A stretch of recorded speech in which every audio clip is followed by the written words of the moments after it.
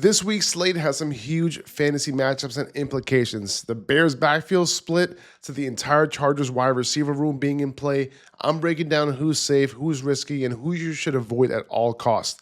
Let's get into your green, yellow, and red light running backs and wide receivers for week 10. Let's start with green light running backs. First of all, we got to talk the Bears running back situation, okay? Just a really interesting situation in the Bears backfield this week. DeAndre Swift back to practice this week. They have a great matchup against the Giants, which I'll get into in a second. But then on Friday, Swift is out of practice for personal reasons and is now questionable for Sunday. It's also worth noting that Ben Johnson said late this week, I believe in a guy having the hot hand. One guy, if he's feeling it and giving us a spark, we might lean on that a little bit longer. What does that mean? I don't know. Does it mean we'll have a lot more Monangai? Maybe. If Swift doesn't go, Monangai is a must start in this matchup, just like he was last week. If Swift goes, both of these guys at this point are probably in your lineup with a slight nod towards Swift being the guy. Like I was a lot more bullish for Swift going into this week, but now like with the personal day off on Friday, like what's going on? And then this quote from Ben Johnson, Swift had 52% of the rushing attempts before last week since the bye. While Monangai was at 30%, I'd expect the split to be closer to 50-50, maybe not 50-50, maybe split. Maybe just Swift just leading that way just a little bit. As far as the matchup goes against the Giants, it's awesome. Second most fantasy points per game given up, third most over the last 4 weeks, the second most rushing yards per game given up to running backs, most yards per carry given up to running backs. Great matchup. Very healthy, 25.5 team implied total for the Bears. Both of these running backs should be in your lineup. Next up is Quinshon Judkins against the Jets. They just traded away their best two defensive players in Quentin Williams and Sauce Gardner, right? Their defense was already playing terribly. They were allowing the 7th most rushing yards per game to running backs this year. And now Quinshon Judkins is just set up perfectly to just run all over the Jets. He's in my top 10 this week. He's a smash start. Let's talk Jaylen Warren going up against the Chargers. His opportunities lately have been great. 20 touches, 15 touches, and last week, 18 touches. Terrible efficiency last week. At least he put up 2 touchdowns for you and saved your day. This week, he has a good chance of being pretty efficient. Last week, less than 2 yards per carry. The 3 weeks before that, after the bye, 6 yards per carry. And the Chargers have been allowing 5.55 yards per carry over the last 4 weeks, the third most over that span, and almost 5 yards per carry over the course of the season. That's 6th most. They've also allowed the 6th most rushing touchdowns this season as well, the 7th most fantasy points over the last 4 weeks, so he's a great start this week. Let's move on to some yellow light running backs. Let's start with Aaron Jones going up against Baltimore. He's a little bit banged up, but he's practicing. It seems like he's going to go this week. Last week, he was the clear guy ahead of Jordan Mason. He outsnapped him 24-8 in the first half before getting hurt, and he looked good. 9 carries for 78 yards. We'll see if there's more of a split this week because of the injury coming into the game. I'm cool having him in my lineup, but it is worth noting that while the Ravens on paper have given up a ton of fantasy points to running backs, 4th most on the year, they've gotten better lately. Over the last 4 weeks, yards per carry came way down, fantasy points per game came way down as well. So I think he's more of a low-end RB2 this week. Very startable, but not everything working for him going into the week. Let's start TreVeyon Henderson going into Tampa Bay. I know on paper, this might seem like a good matchup because the Bucs allow the 7th most fantasy points per game to running backs, but that number is kind of elevated by the huge game from Jahmyr Gibbs a few weeks ago. CMC had a decent game against them. Bijan had a big game against them early on. So you can see the type of running backs, good games against them, kind of inflated those numbers. But for the most part, they've been pretty stout. Only 3.9 yards per carry given up on the ground. That would be a lot lower if it wasn't for Gibbs' outburst just a couple weeks ago. The good news for Henderson is that without Ramondre Stevenson last week, he was on the field for 75% of the Patriots snaps. He ran a route on 73% of Drake May's dropbacks, which is a big number, right? 20 opportunities in that game. That's what you want to see. It's the kind of usage that you want for a running back in your starting lineup. Terrell Jennings might be involved again on early downs, but I'm not going to let him make me forget about the fact that Henderson still had 20 opportunities, and then Jennings only had a 25% snap share last week. So despite that and a potentially tough matchup here, I think Henderson should be in lineups pretty comfortably. Let's start Travis Etienne up against Houston, going into Houston. I think it's a pretty tough matchup overall for Etienne. He went off last week after the bye. We were all talking about Breece Hall, right? Potentially coming in and taking some work away. But instead, Etienne had a season-high 27 touches, so he's the guy right now. But back to the matchup. The Texans simply have been stout against running backs. Overall, this defense has been really good, but only 3.6 yards per carry allowed over the course of the season and over the last 4 weeks. The one way running backs have had success against them was in the red zone. They've allowed almost 1 rushing touchdown per game, 6 most per game this year.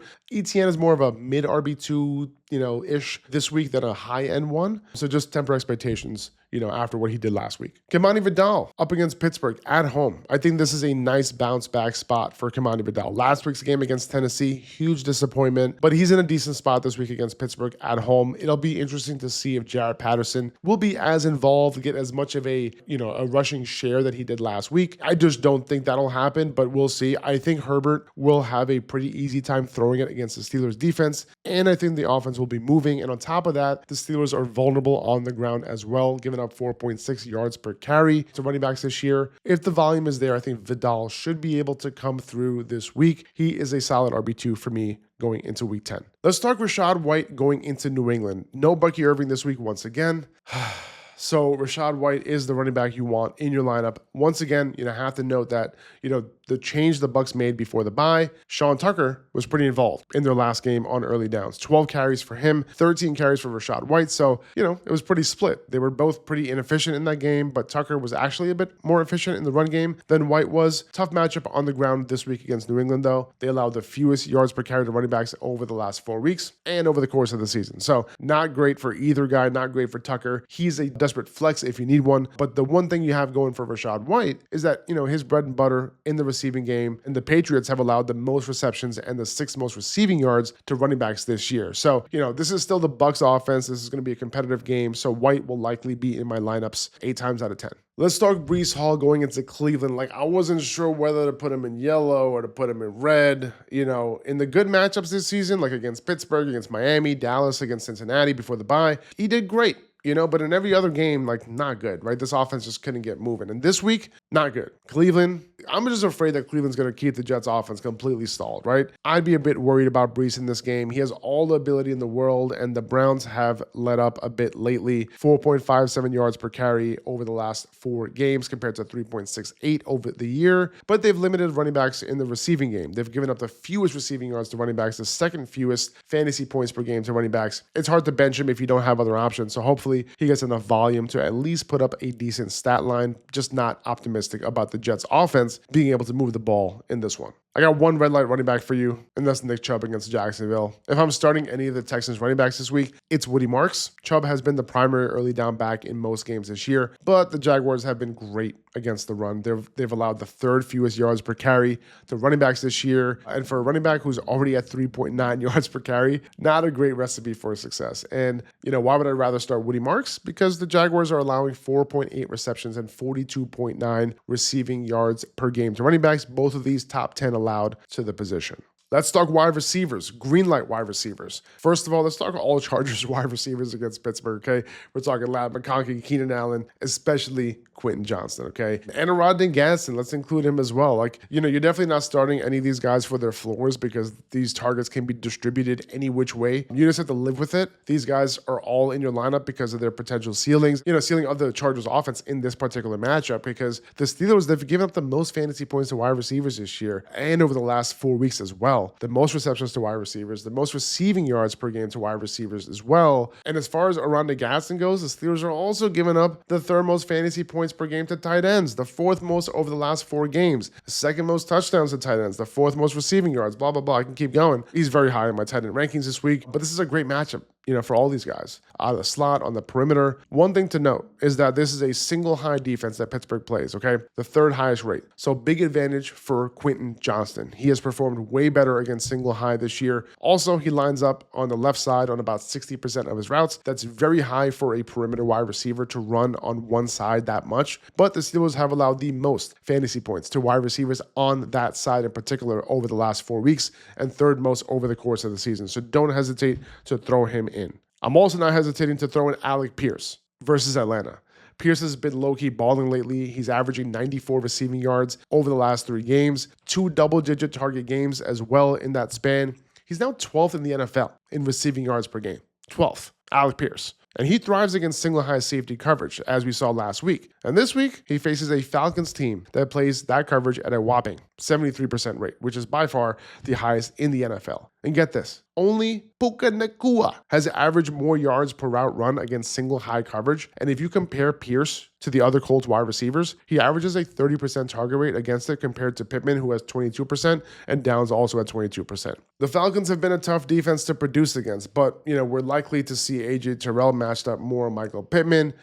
Pierce upgrades to a wide receiver 3 with upside. Let's talk Stefon Diggs going into Tampa Bay. We should see more looks going Stefon Diggs' way this week. Quinshon Judkins is out. He's always been the number 1 wide receiver, Diggs has, but then he has 3 games where his target share just drops, right? Last week it dropped to 14%. The week before that, solid, 23%, 26%. Awesome. The week before that, 14%. The weeks before that, 52%, 39%. Like, what are we doing here? It's up and down, right? Against the Bucks, he's likely to avoid Jamel Dean. He's only ran a route on that left side where Dean plays on 28% of his routes. So should avoid him most of the game, which is really the corner that you want to stay away from. But the Bucks, they run more 2 high safety coverage looks than single high, and Diggs' target rate jumps from 24% against single high to 28% against 2 high. So that's pretty solid, and he should be in lineups. Some yellow light wide receivers. I would have put Odunze as a green light wide receiver, but here's the thing. He might be going up against another weather game. He came out to bye, weather game. Next game after that, weather game. Okay? And now he might see another weather game. Like, he had a great game 2 weeks ago, and then he comes out last week, gets completely shut down by DJ Turner, and then now this week, weather? I don't know. Turner's been, shutting opposing wide receivers down, and Odunze was his latest target. And I know I sound like a broken record. I sound like a Rome Odunze apologist. I get it. But this week, it would have been another shadow matchup against Paulson and Deebo. Not the shadow matchup you necessarily need to worry about, but Deebo is out, right? The Giants are giving up the 4th most fantasy points per game to perimeter wide receivers, the 6th most receptions per game. Also, the Giants play the 6th most single high safety coverage in the NFL, which Rome has much better splits against. 25% targets per route run versus 19% against 2 high, 2.14 yards per route run versus 1.48 against 2 high. That's pretty good. The reason why he's in the yellow is because of the potential weather in this game. He has to face a couple weather games, so that sucks. We just have to temper expectations. It's a great matchup. I'll have to take advantage, but got to temper expectations. Let's talk Wan'Dale Robinson going into Chicago. Darius Slayton has been entering the equation a little bit for the Giants in terms of target share, and he's underperformed. He's dropped touchdown passes, penalties that brought touchdowns back, but I think this week favors Wan'Dale Robinson either way. The Bears run more 2 high safety coverage than single high, and Robinson averages 24% targets per route run against that coverage, while Slayton is only at 8%. So big advantage to Wan'Dale here. These 2 wide receivers actually have the same target rate against single high, okay? So that is significant. I wouldn't be surprised if Slayton ends up getting some touchdowns here and there coming up as he learns how to catch the ball, but Wan'Dale has a pretty good matchup advantage out of the slot. The Bears are giving up the 3rd most fantasy points to slot wide receivers, the 2nd most given up over the last 4 weeks. The weather, like I mentioned with Rome Odunze, isn't expected to be great, so we simply could see shorter targets, and Wan'Dale is the first guy you think of in that part of the field. Solid PPR wide receiver 3 this week. Let's talk Deebo Samuel going up against Detroit at home. Without Jaden Daniels, I'm a little wary of Deebo this week, even without Terry McLaurin, especially against those single high looks from Detroit's defense, which is what they play a majority of the time. Deebo's at a 29% target rate against 2 high safety coverage and only 23% against single high. 2.22 yards per route run against 2 high, but only 1.32 against single high. But with that being said, Detroit hasn't been great against slot wide receivers. So, I think Deebo's still in that wide receiver 3 conversation, but I just wouldn't put him in that, top 24 this week. Let's talk Parker Washington at Houston. No Brian Thomas Jr. this week. Jacoby Myers likely still integrating into Liam Cohen's system, figuring it out. Washington, I think he's likely to continue to be Trevor Lawrence's primary read this week. The matchup is tough, but volume trumps all, and it'll likely be there for Washington. The good news is that Cohen confirmed that Washington will continue in the slot for now, which means he'll stay away from Derek Stingley Jr., who doesn't travel into the slot. Solid PPR wide receiver 3 this week. And I got a red light wide receiver for you. DK Metcalf going up against the Chargers. He's had 4 or fewer receptions in all but 2 games this year. And in those 2 games, he had 5 receptions. This week, against the Chargers, who've allowed the fewest fantasy points to perimeter wide receivers this year, he's averaged only a 21% target share this year, which is far from what you want from your team's wide receiver 1. And when you consider that the Chargers run the 6th most too high safety coverage in the NFL, and Metcalf's target rate per route drops from 30% against single high coverage to 15% against too high safety coverage, he'll likely need to have a big catch and run to save your day like he did against Minnesota several weeks ago. That's going to do it for this episode, guys. We'll be back next week. Take it easy. Good luck. See ya.